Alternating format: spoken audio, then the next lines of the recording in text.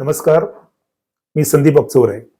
आज आपल्याशी श्री चिटणीस यांचं आनंद झरा या चपराक प्रकाशनाच्या वतीनं प्रकाशित करण्यात आलेल्या पुस्तकाविषयी तुमच्याशी गप्पा मारणार आहे. मित्रांनो, काही माणसंच मुळात अशी असतात की आपल्या अवतीभोवती जे काही चांगलं आहे ते चांगलं टीप कागदाप्रमाणे ते टिपत असतात.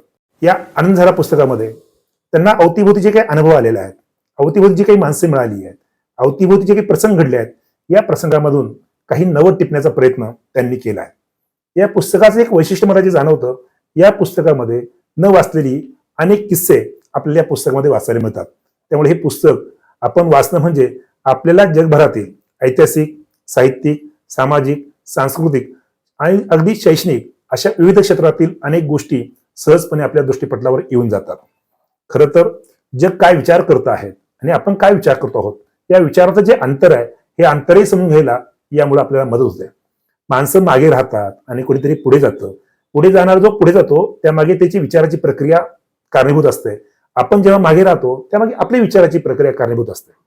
आपण जगाच्या दृष्टीनं कसं पाहायला हवं याबद्दलचे अनेक अनुभव या पुस्तकामध्ये आपल्याला वाचायला मिळतात. खरं तर नोबेल सारखं एखादं पारितोषिक असेल, जग ज्या पारितोषिकासाठी सातत्यानं अत्यंत उत्सुकतेनं बघत असतं की या वर्षीचा नोबेल कुणाला मिळणार आहे. मग तो साहित्यातला नोबेल असेल, तो विज्ञान शोधातला नोबेल असेल किंवा वेगळ्या क्षेत्रातला नोबेल असेल, तर नोबेल बद्दलची एक उंची जी आहे ती उंची अधिक आहे हे आपल्याला आता दिसतं.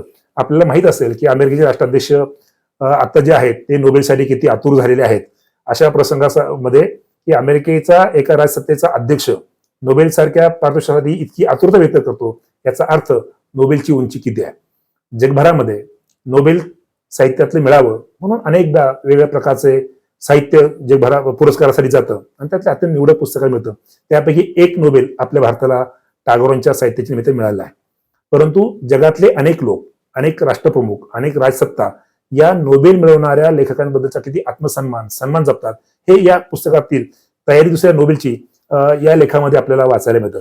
साधारणपणे फ्रान्स आणि जर्मनी हे दोन्ही देश साहित्यावर प्रचंड प्रेम करणारे देश आहेत.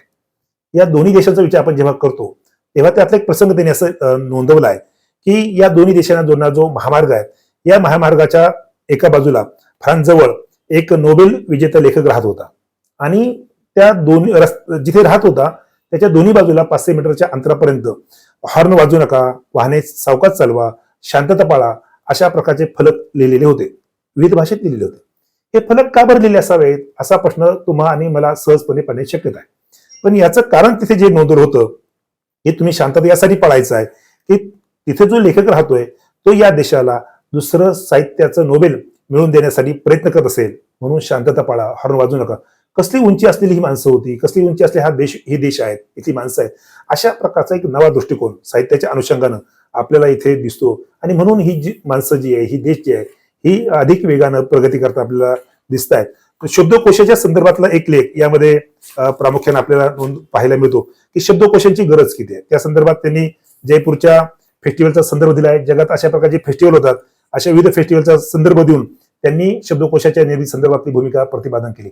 ऑक्सफर्ड सारखा जो डिक्शनरी आपण आता जगभरामध्ये सर्वच लोक फॉलो करतात, ती ऑक्सफर्ड डिक्शनरी आपल्याकडे असावी असं प्रत्येक अभ्यासकाला वाटत असतं. पण 58 वर्ष ऑक्सफर्ड विद्यापीठानं यासाठी किंवा त्या लोकांनी प्रयत्न केले आहेत. आपण असे प्रयत्न मात्र फार अभावानं केले. मराठी साहित्यामध्ये अशा प्रकारचे शब्दकोश निर्मितीचे प्रयत्न झाले नाहीत असं अजिबात नाही, पण जी झाली आहेत त्याला किती मोठा कालखंड लागला आहे याचा विचार आपण आजपर्यंत कधी केला नाही. अर्थात यासाठी केतकरांनी जे प्रयत्न केले होते ते प्रयत्न आपण जर आज वाचले तर आपल्या डोळ्यात पाणी यावं अशी परिस्थिती आहे.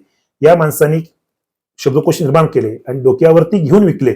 मला वाटतं की आपण भाषेच्या संदर्भात खूप अभिमानाची भाषा करतो, आत्मसन्मानाबद्दल बोलतो असतो भाषेच्या संदर्भानं, पण भाषेच्या शब्दकोशासाठी आपण फारसे प्रयत्न केले नाही हेही वास्तव या निमित्तानं आपल्या डोळ्यासमोर आहेत. भारतामध्ये संस्कृतचा शब्दकोश निर्माण करण्यासाठी काही प्रयत्न झाले, पण ते प्रयत्नाला फारसं यश मिळू शकलेलं नाही. अजूनही आपण त्या दृष्टीने फारसे प्रयत्न केले नाही. 2020 साली संस्कृत शब्दकोश येणार होता, यासाठी सरकार अनुदानही देत होतं, परंतु त्या दृष्टीनं अद्याप तरी आपल्याला फार मोठं यश मिळू शकलं नाही. अर्थात जगात तुमची भाषा समृद्ध करायची असेल, भाषा टिकवायची असेल तर शब्दकोशाची नितांत गरज आहे. आज आपल्या मराठीच्या संदर्भात आपण जेव्हा विचार करतो तेव्हा मराठी भाषेतील शब्दकोशातील अनेक जुने शब्द निघून गेलेत. त्याचे अर्थ पण नव्या पिढीला माहित नाहीये. याचं कारण आपण अशा प्रकारच्या बोलीभाषेतील शब्दकोश जतन करायचा प्रयत्न केला नाहीये. एकूणच या लेखामध्ये शब्दकोशाचं महत्व, शब्दकोशाच्या संदर्भात असलेला दृष्टिकोन याबद्दलचं विवेचन आपल्याला या निमित्ताने या पुस्तकामध्ये वाचायला मिळतं. त्यामुळे शब्दकोशाची गरज जसं सांगितली जाते तसं साहित्य दृष्टीने हा विचार प्रामुख्याने केला. इतकंच नाही, लेखक ज्या पद्धतीनं साहित्याबद्दल विवेचन करतायत त्याच पद्धतीनं चित्रपटाच्या संदर्भानेच अत्यंत चांगला विचार आपल्याला या काही लेखांमध्ये वाचायला मिळतो. चित्रपटातून समाज प्रबोधन अशा नावाचा एक लेख त्यामध्ये आलेला आहे आणि संदीप सावंत दिग्दर्शित असलेलं या गोष्टी नावच नाहीत किंवा रसिका आगाशे दिग्दर्शित तिचं शहर होणं या दोन सिनेमांविषयी त्यांनी जी मांडणी केली आहे ती मांडणी आपल्याला सिनेमा फक्त बघायचं नसतो तर सिनेमातून काही शिकायचं असतं हाही महत्वाचा विचार ते आपल्याला देत आहेत.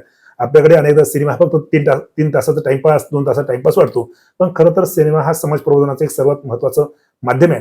नवा काळातले सर्वात चांगलं माध्यम आहे की ज्याला लिहिता येत नाही, ज्याला वाचता येत नाही अशी माणसं सुद्धा अशा प्रकारचे सिनेमे बघून प्रभावित होतात आणि स्वतःचं जीवन परिवर्तन दिशेनं वाटचाल करू शकतात.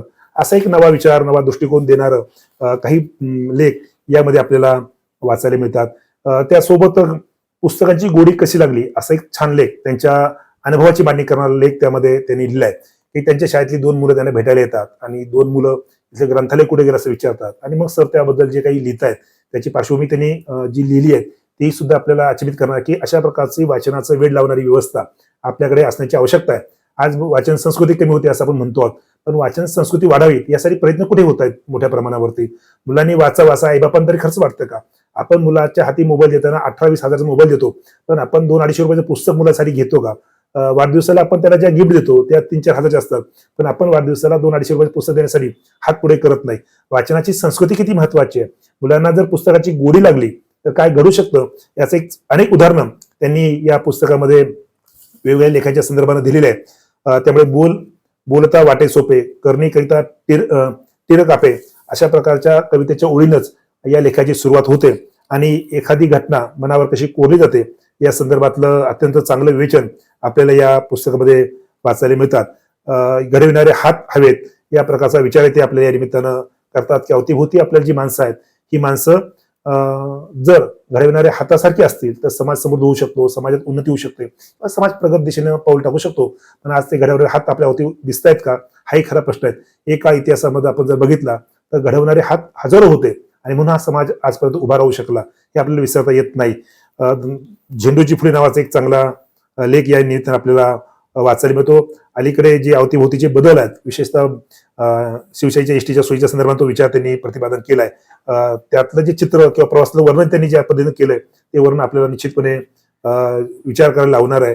असे अनेक लेख या पुस्तकामध्ये आपल्याला वाचायला मिळतात. हे सारेच लेख अत्यंत सुंदर आहे. सुरुवात जी आहे ती सुरुवात पुरुषात गाजविणाऱ्या इतिहास नावाचा जे लेख आहे विस्टन चर्चिल पासून ती सुरुवात होते. पूर्वीचे सारे राजकारणी किती उंचीचे होते आणि किती चांगुलपणाचे होते याचं दर्शन आपल्याला काही लेखांमध्ये जाणीवपूर्वक इथे आपल्याला वाचायला मिळतं. म्हणजे त्यातला जो पहिलाच भाग त्यांनी सांगितला आहे विस्टन चर्चिल आणि नेहरू यांचा. पण पंडित नेहरू आणि विस्टन चर्चिल यांचा जो संवाद आहे त्या संदर्भात तो पहिलाच उल्लेख त्यांनी असं केलाय की ज्यांना भीती आणि द्वेष याच्या विकारावर मात केली आहेत असं पंडित नेहरूचं वर्णन मी करेल अशा प्रकारचं विधान विस्टन चर्चिल यांनी केलं होतं. म्हणजे राजकारणी एकमेकाचे गुण कसे बघत होते, हेरत होते आणि कशा पद्धतीने एकमेकाबद्दलची भूमिका प्रतिपादन करत होती हा चांगुलपणाही आपल्याला इतिहासातल्या पानापानावर दिसतो. हा दृष्टिकोन आता नव्या पिढीने घेण्याची आवश्यकता आहे. या दृष्टीने अनेक लेख या पुस्तकामध्ये आपल्याला वाचायला मिळतात. प्रत्येकाने पुस्तक वाचावं आणि विविध अंगी दृष्टिकोन जो आहे, बहुअंगी दृष्टिकोन जो आहे तो दृष्टिकोन या पुस्तकामध्ये आपल्याला वाचायला मिळतो. आपला दिवस अधिक आनंदी घालवायचा असेल तर यातले अनेक लेख आपल्याला सकारात्मक दृष्टी देणार आहेत. त्यामुळे आपण जरूर हे पुस्तक वाचावं अशा प्रकारची विनंती मी तुम्हाला सर्वांना करतो. धन्यवाद.